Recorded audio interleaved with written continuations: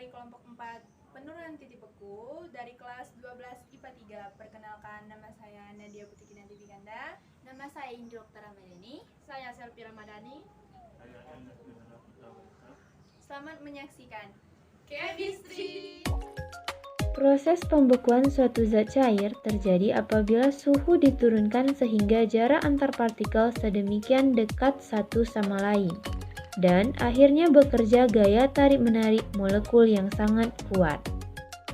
Sebelum melakukan atau menyaksikan percobaan sederhana yang kami lakukan, kalian tahu nggak sih apa itu sifat koligatif larutan?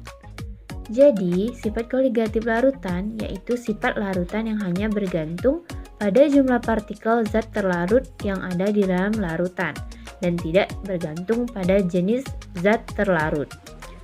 Sifat koligatif larutan terdapat 4 cakupan. Yang pertama, penurunan tekanan uap jenuh, yang kedua kenaikan titik didih, yang ketiga penurunan titik beku, dan yang keempat tekanan osmosis. Pada percobaan sederhana ini akan diterapkan salah satu sifat koligatif larutan, yaitu penurunan titik beku. Setelah penjelasan materi dari teman saya tadi, selanjutnya kita akan melakukan uji coba pada batu es. Pertama-tama kita harus menyiapkan alat dan bahan terlebih dahulu. Bahan-bahan yang kita gunakan, yang pertama ada batu es, yang kedua ada tepung, yang ketiga ada gula, keempat garam. Alat yang kita gunakan, yang pertama ada cup, kedua sendok, ketiga mangkuk-mangkuk untuk meletakkan bahan-bahannya. Baiklah, setelah alat dan bahannya siap, langkah pertama yang harus kita lakukan adalah menamai masing-masing cup yang ingin kita gunakan. Cup yang kita gunakan ada 4. Cup pertama dinamai dengan tepung, cup kedua garam, yang ketiga gula, dan yang keempat cup biasa. Setelah masing-masing cup dinamai, masukkan 2 butir batu es ke dalam masing-masing cup.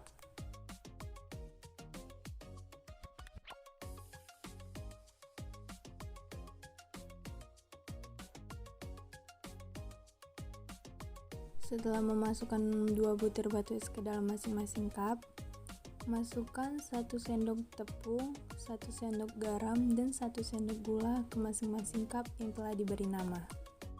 Untuk cup biasa, cukup batu es saja. Setelah semua bahan-bahan dicampur ke dalam batu es, kita tunggu beberapa menit untuk melihat reaksi yang terjadi pada batu es.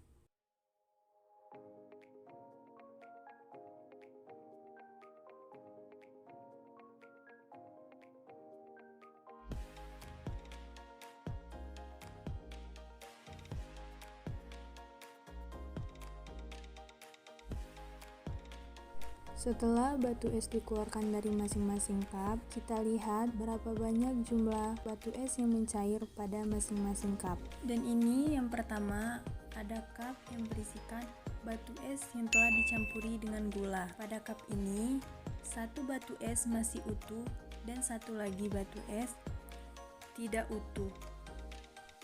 Yang kedua, ada cup yang berisikan 2 batu es dengan dicampuri tepung. Pada cup ini, kedua batu es tersebut masih utuh. Yang ketiga, ada batu es yang telah dicampuri dengan garam.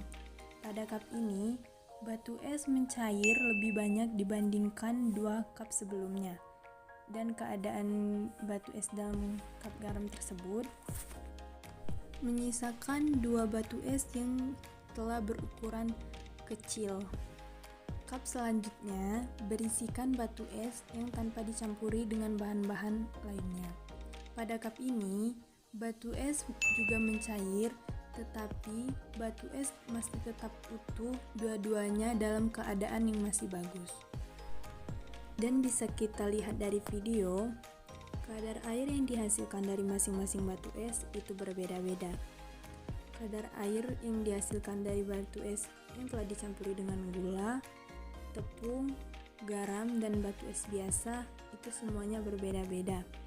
dan jumlah air yang paling banyak yaitu cup yang berisikan batu es yang telah dicampuri dengan garam. Di sini saya akan menjelaskan apa alasan cup yang berisi batu es yang telah dicampuri garam mencair lebih banyak dibandingkan dengan cup yang lainnya. Karena di dalam es batu terdapat tatanan geometrik yang terstruktur dan kaku.